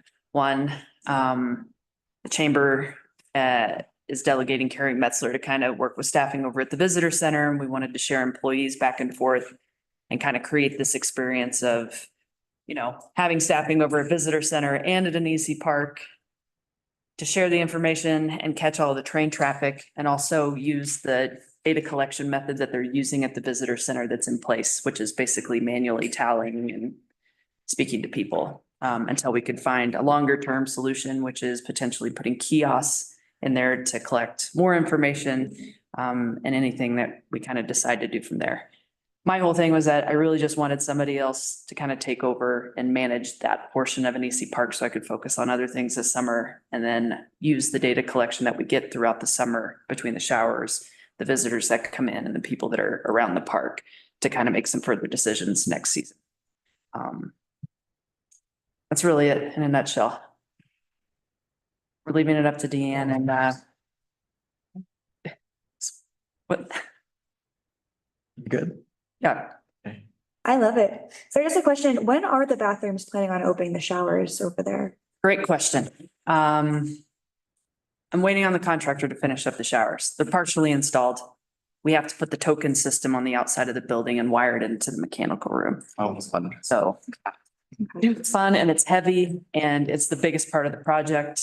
And we had hiccup last week after we got the mechanical portions installed in the shower. We had kind of a hazardous spill issue that kind of interrupted the contractors finishing out the job. So it was supposed to be done Memorial Day weekend. It's probably going to take another week or two. But we're pushing on it as much as we can to get done. One thing I wanted to share on the bathroom, since you brought it up, is just the reporting metric that we have in these systems. So I elected to go with the token system versus the debit card reader because 1, it was cheaper to do it that way. 2, we didn't have to pay a processing fee. And 3, it's just a simple concept for people to wrap their head around tokening, just like at a car wash. That would eliminate some of the pressure on the staffing who didn't want to deal with the bathrooms and dealing with, you know, the coin system and everything. So I try to make it as simple as possible. Finding a contractor that would work with us and get within building inspection code was a challenge. So that pushed out installation an extra month or 2.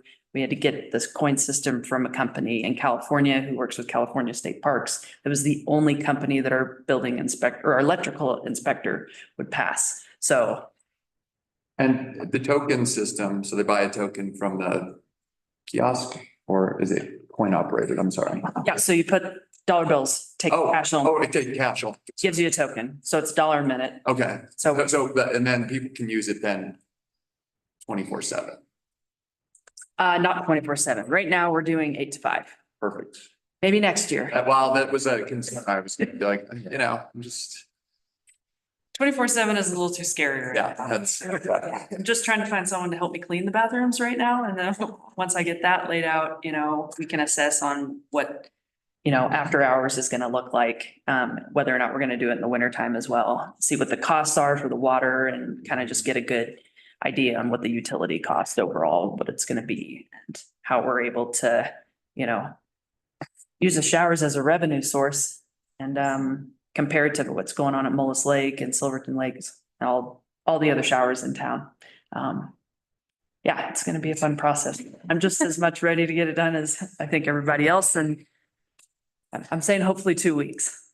For Hard Rock is the new goal. Yeah, It's gonna be $1 a minute. $1 a minute. Shower fast. Do you have a thought in your mind about what the average wash cycle will be? Shower cycle? I mean, I think $5 for a hot shower for 5 minutes, you can get the job done. That's me personally. I'm quick and efficient, but if somebody is coming off a long hike and wants a $10 shower, I mean, they're welcome to do that. Could be making. Again, I'll have a big report that'll come straight from the system every month and I'll be able to better gauge it at the end of the summer. Yeah, I can make adjustments to the machine as well and change the dollar amount. And if we need to make more than $5 a minute. I started there. Yeah, but And like collecting data from this summer, I think it'd be cool to look into having it in the winter as well, just in case if power goes off, water goes out for locals. It's nice to have a hot shower available. great idea. Mhm. Yep. When power goes out for some people, it'd probably go out for that shower too, right? Unless we have it on a back Yeah. generator. Pipes freeze, yeah, like that. I know I would probably use it quite a bit. Good question. Any other No. comments? No, Tokens are 8 to 5? Or showers are 8 to 5? Showers are 8 to 5. Okay. Buy tokens whenever you want. We also spoke to Telluride, Mullis Lake, Silverton Lakes to find out what everybody else was charging, so people wouldn't take tokens from other places and come here and try to get a cheaper shower because they do all universally work with each other. Tokens are weighted in a certain amount and they only come from 3 companies in the entire company, so they can, or in the entire country, so they can take something from one and come to another. So I tried to prevent that from happening and staying on stream. So Cool. can tell you all about coin token systems now if you'd like. That's really interesting, actually. But really, and for this vote, we're just taking the money we allocated and we're just gonna enter into a contract with the chamber and. Yeah, Cool. And this is a true motion, not direction, correct? Correct. Would anyone like to present a motion? I'll move to approve the Anisi Park Information Center staffing addendum to the 2024 Silverton Area Chamber of Commerce contract. second, Right. Moving right along. Roll call, please. Trustee Halverson, Yes. trustee Gardner, Yes. trustee Schnitger, Yes. trustee Wakefield, Yes. trustee George, yes, Pro Tem Harper. Yes. All right. Now, continuing on. F. Kendall lift options. Repair options, that should say. Not getting a new lift. Unless we have $3 million that we'd like to spend. Okay, so we had problems with the lift, as everybody knows. I've worked with the best people that Poma have. Rod, who's their service manager and has worked on our lift for multiple years, came out and did his diagnostic. They went into the brain of the lift and determined that that wasn't the cause. They looked at the electrical system and plugged their computers into everything, and we just can't trace where it's coming from. And I've been told by many, many different electrical lift technicians that this is the absolute worst electrical current to diagnose. So after we got our quote back from Poma, Grady Ham approached me and spent a lot of time over at our lift in person and over the phone with us doing some repair troubleshooting, I guess you could say. He taught the staff how to override the electrical brake clamp, which is a big problem that we had over the season, because once the lift shuts down with an electrical fault, you can't operate the lift, you can't release the brake, so you have to pull people down with the rope. So after doing this twice, the final determination really is just that the electrical system has to be replaced. There's really no other way to get around it. It was just done 4 years ago, unfortunately. But at this point, we have to pull everything down, redo it, redo the safety surfaces, the gates, 9 yards. So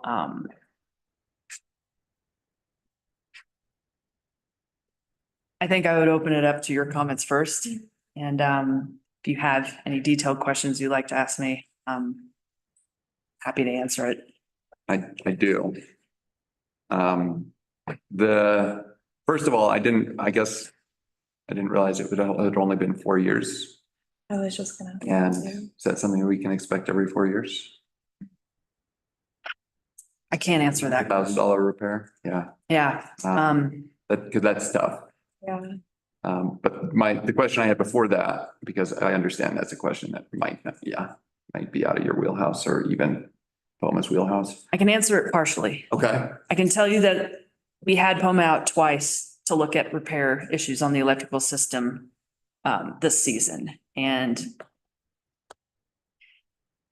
initially, they told me that there were a few wires done in the initial job that just were done too tight, and there's been vibration and rubbage, and a small nick can shut the whole thing down. So the contractor that worked on the electrical 4 years ago just was not a lift electrician, at no fault, right? Like the lift has been put together by multiple different locals and contractors. It's a Franken lift, politely speaking, and couldn't expect POMA level quality in working with someone that just does straight electrical. So that was one of the biggest things that they had brought up, that, it was a great job, but they just, there's some things that you just don't know what to look for or to manage whenever you're dealing with someone that doesn't have that specific knowledge.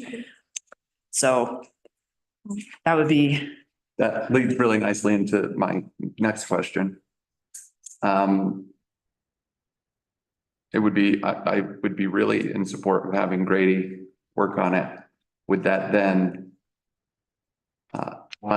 does that cause us any liability concerns if it's not a POMA certified person, which it sounds like not, because we've had people previously that weren't? And then 2, will it stop POMA from coming in the future and helping us if we do need their help? Great questions. So the answer to the first one is no, it's not going to interrupt any kind of liability. I think our biggest liability is our reporting to the tramway board. Grady's already been in connection with them and has explained what's going on in very deep detail, in detail that I really couldn't explain, and, has addressed any concerns that they've had with doing the repair. I think in having his knowledge and being able to describe exactly what he's doing down to a T and having that connection has been honestly very beneficial to me and a learning experience for the whole staff. And then 2, on your second question, no, wouldn't interrupt anything POMA related. I think POMA really wants to fix our lift, but if I can speak freely, the technicians that POMA would be sending down to fix our lift would be less versed on our lift. Grady has a very amount of high respect within North America, period, in fixing this kind of lift. And I think POMA, and speaking to them at this lift conference that I went to a couple of weeks ago, and just being honest with them about where I was with everything, they sincerely want to help us. I think there are a lot of people involved that really want to help Kendall Mountain stay on board. The tramway board wants to see small mountain communities succeed. And they know Grady. So they want to work with us, and obviously, $92,000 is a great bid to win, but we have to do what's best for us and best for our pocketbook and overall the best decision for the mountain. So I know in the Parks and Rec Committee, we had the question of a warranty, and I'm wondering if we went with Poma or Grady, would there be some sort of warranty in the contract if it did fail, let's say like next season or within 2 years? Would they be able to repair it again for like a lower cost? Or would we just be expending more money at that point again and restarting Good question. 1 year 1 year? is what Poma's offering. No more than one. No more than But one. Grady. Oh, It's hard to put a warranty on contractor. We'll just call them and have them come over and fix it. I mean, I think that's on training the staff, I think Grady being able to train the staff without additional cost is an incredible benefit that, I mean, that alone, we would probably avoid some of the, occasional issues. I also wonder too, if like outside of the current staff, if there would be other Silverton locals who'd be interested in learning about how it works. That's, folks from Silverton Mountain and being able to like assist when necessary too. Like, Yep. that seems like worth the money alone. The Silverton Mountain technicians will be helping. Okay. Yes. 88. Yeah. Don't know his real Ralph. name. I'm sorry. Ralph. Yeah, Ralph, Yeah. obviously Ralph was at the same lift conference that I was at. It wouldn't be just Grady alone. It would be the Silverton Mountain team essentially. And I think having the knowledge of the electrical components, I mean, just seeing it done start to finish is really how my guys learn best. It's how I learn best, and seeing it and knowing how to avoid situations. If we do get in the situation where we fix it and it locks up, I mean, that's a risk, unfortunately, when it comes to electrical that you have to take. But I just want to be clear that no matter which option we pick, we could still have an issue. I would rather personally go with somebody that we know in the community and love and trust and know that would make us a priority. absolutely. And if Poma's only a 1 year warranty, then I feel like it's better to go with the cheaper option, the more experienced option here in town. Poma's happy to help and be involved, but I want to be clear in what my experience is like when I do need help. It's hard to get a hold of somebody right away. We're usually very low on the service list. This season specifically, we had to wait, 3, 4, sometimes 5 days before they could actually get out here. There were other ski areas that took priority over us, and we had to wait. I think we would have better luck in having a direct connection to somebody that could be readily available and willing, so. Okay. Yeah, my biggest concern, I think I probably speak for others too, is just that it's done correctly and this other proposal from Grady feels a lot better than what we were initially talking about, which was like more, kind of stopgap pieces, like having somebody that can really spearhead the whole process and bring in those locals that are able to do the work correctly. I think it's reassuring to hear that, and that makes the lower dollar figure a lot more appealing.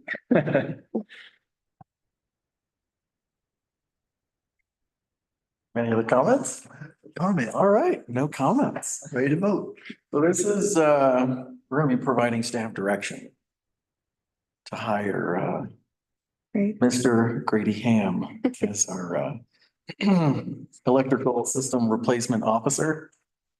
All right, does anyone want to provide exact words for the motion or for the direction? If it's just direction, I don't Yeah. even have to make a motion. We don't even You're have to good. provide direction. We just provide direction and give you the thumbs up and say, Grady. yeah, Thank you for all your hard work. on go this, with Sarah. Grady. Oh my gosh, this is such a process. I like all the steps you've put in to like trying to make this work is truly incredible. I think Carl and I were there that day on the last day too, that it was functional because you came to get folks off. I was skiing and it was just, I mean, that was really sad and you put in a lot of work. So appreciate it. Thanks, man. Sarah, thank you for all you do. You come in and kick that department in the ass. We love it. Good job. And you're free to go if you want to. I don't think there's anything else for you. Stay. Hey, I oh, guess questions on my staff report or perfect. financial Perfect. transaction. I mean, the next one's relevant to you anyway. Yeah. All right, moving right along. 4G, we got a new event, Shakespeare in the Park, August 6th and 7th. Anna, take it away. All right, so Christine Bonner with Rome Life LLC has submitted a special event application for Shakespeare in the Park, which will be held at NEC Park on August 6th and 7th. They will be having concessions and have a beer garden, which the liquor license has already been approved. And the special event permit has also been approved by town staff, Sheriff's Department, and EMS. And yeah. So just theater production, Shakespeare plays that will be taking place for 2 days, and it will be free to the public. I love that. This is good. Bringing culture to the mountains. Yes. I did read something about a $45 suggested donation amount flyer that I got. They are doing fundraising events to bring the production company up here. Perfect. So they are doing their own fundraising and that way so they could keep it free to the public. That's the big party, right? Like the black tie one, whatever. Yes. Okay, yeah. Fun. Everyone get your black ties. You know if they'll be using the local breweries for some of their beer? Do you know if they'll be using the local breweries in town for their beer garden or? That I am not 100% sure on.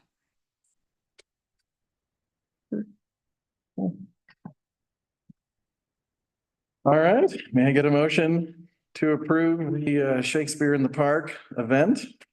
So move. All right, roll call, please. Trustee Halverson, Yes. trustee Gardner, Yes. trustee Stutker, Yes. trustee Wakefield, Yes. trustee George, Yes. Pro Tem Harper. Absolutely. Anna, thank you so much. Thank you. All right, kids. Number 5. We have our consent agenda. Any questions or comments? I had serious FOMO. That's all I got.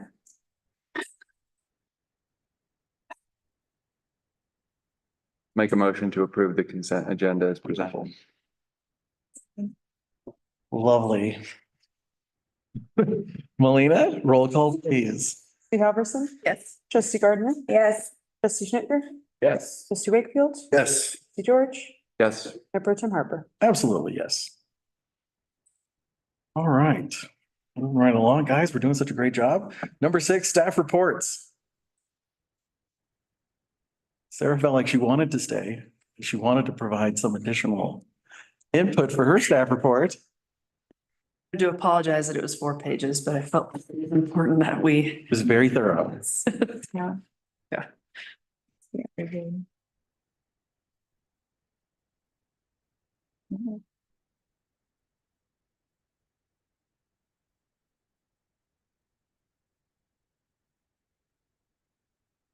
Anyone, questions, comments? Y'all are doing a perfect job. Keep up the good work. Let's give kisses. We love you all. May I get a motion to approve? The staff reports, we can move on. Oh, no, I'm motioning everything tonight. Love it. Perfect. John, that includes you. You get a big hug. All right, number 7, committee reports, board reports. We had a bunch. We had a bunch. We had a bunch. We had on May 14th, Historic Review Committee. And since Lucy left, her.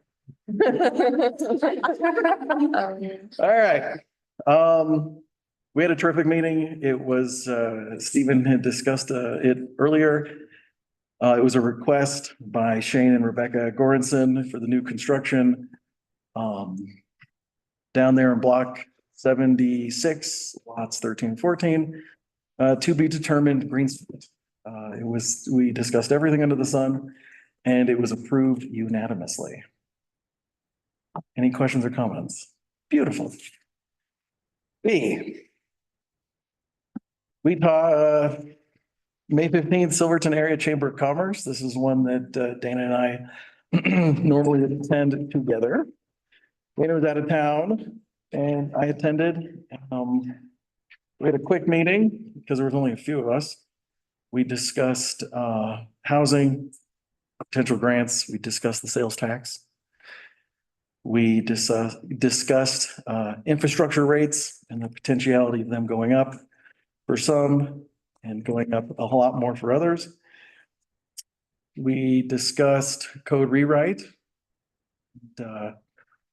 various other projects coming down the pike.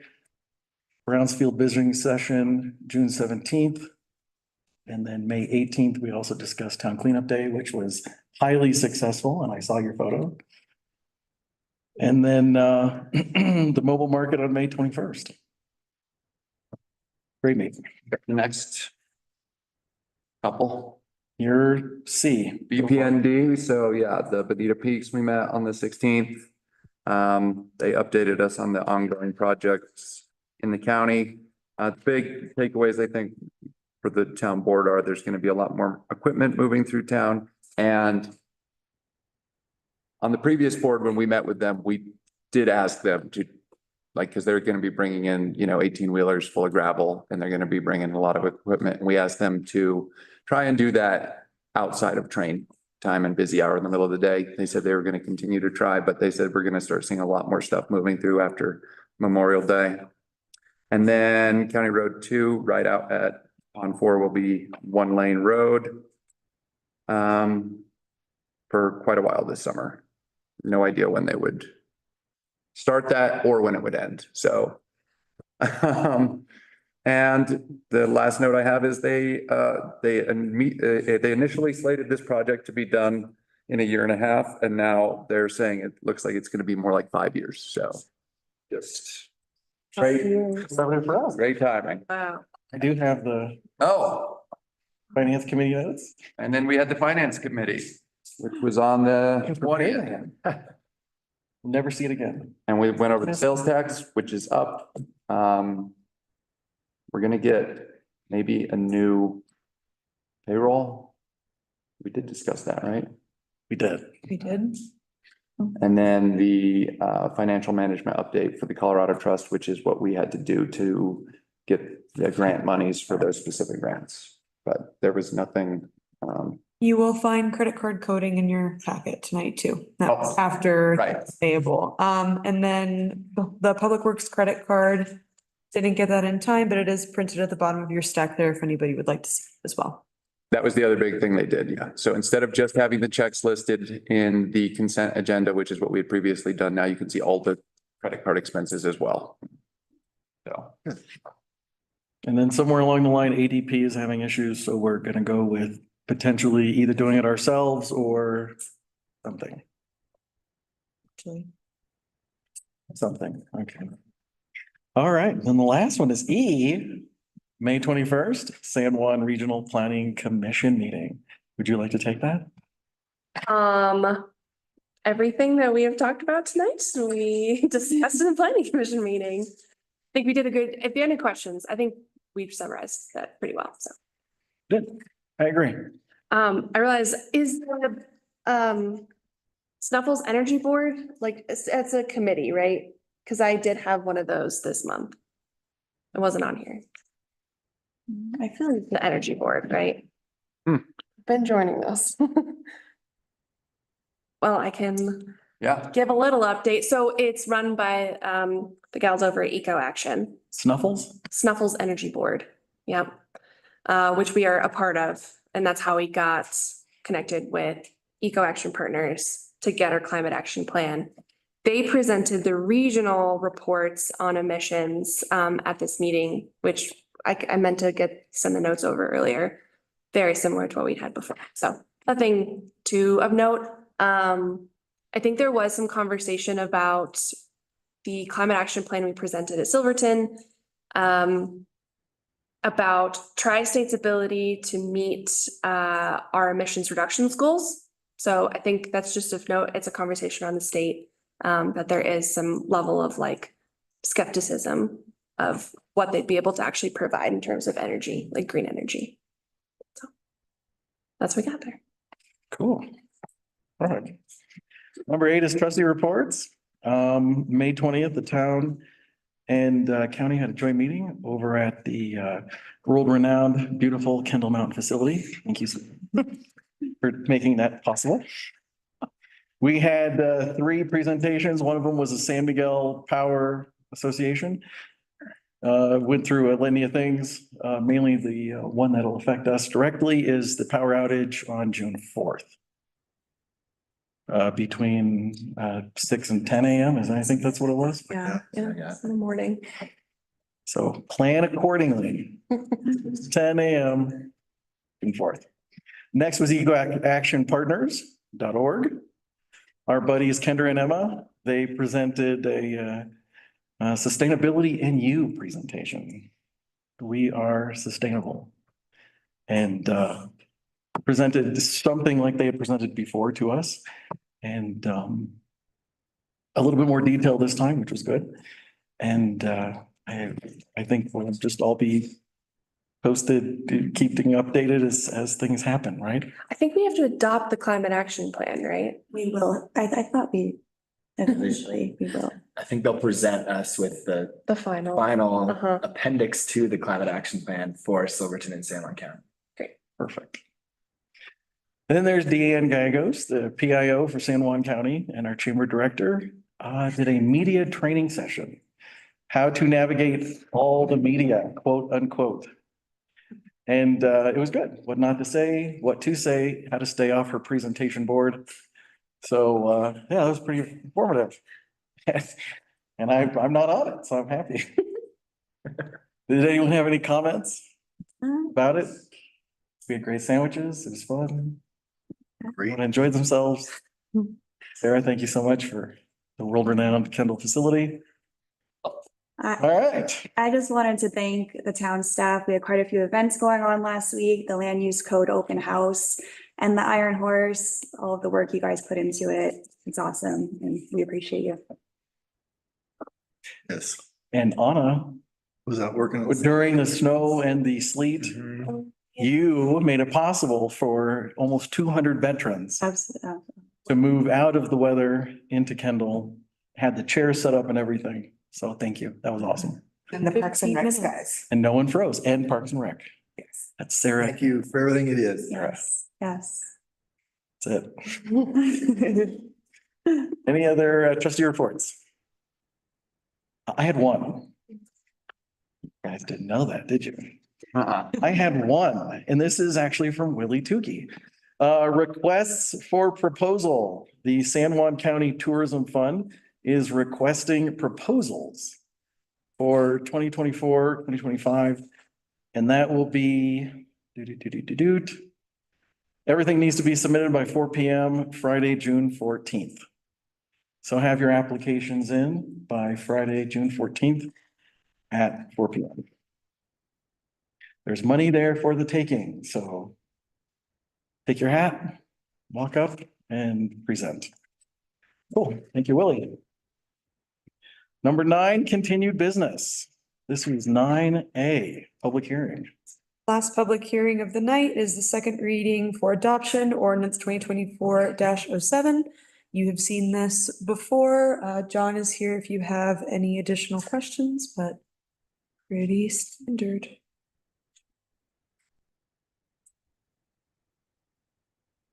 Thank you, John. And there you go. You bet. If y'all recall, this is for the collection system project. It's part of the USDA requirements to have a reserve account for the construction. We're actually we're basically taking a loan that they will pay back later.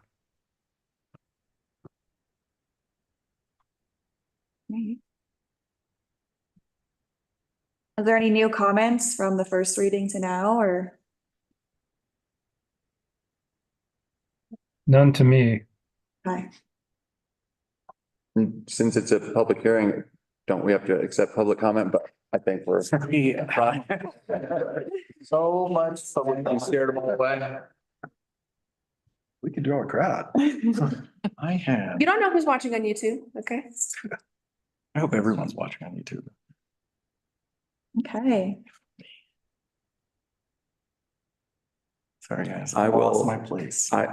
If you don't have anything else, I'll make a motion since it's the second reading. I don't have anything else. Tyler, take it away. I'll make a motion to adopt ordinance 2024-07. An ordinance approving an interim loan from CO Bank ACB in the aggregate principal amount not to exceed $2,500,000, authorizing the form and execution of the interim loan agreement and promissory note to evidence such loans, authorizing the construction of a project and prescribing other details in connection therewith. Second. Beautiful. Roll call, please.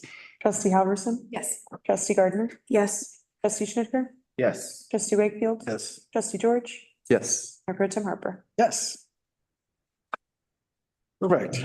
Thanks, John. We're almost there. I think do we want to talk about upcoming meetings? I know we sometimes include it, we sometimes don't. Sure, upcoming meetings include the Silverton Housing Authority, which will be at 5 p.m. on June the 10th, and then that will be followed by a regular Board of Trustees meeting at 7 p.m. on the 10th. After that, we'll have our Finance Committee meeting on the 17th at 9 a.m. Then another Silverton Housing Authority meeting at 5 p.m. on the 24th, followed by a regular Board of Trustees meeting at 7 on the 24th as well. Thank you so much. Well, following our procedure, I'd like to open it up to public comment. I'm seeing none in person and no one online. Close public comment and what time is it? 9:27. I'd like to adjourn this meeting at 9:27. Great job, Jeff. We did a great job and thank you to every one of you. Good work, Jim. Well, that's the most fun I've had.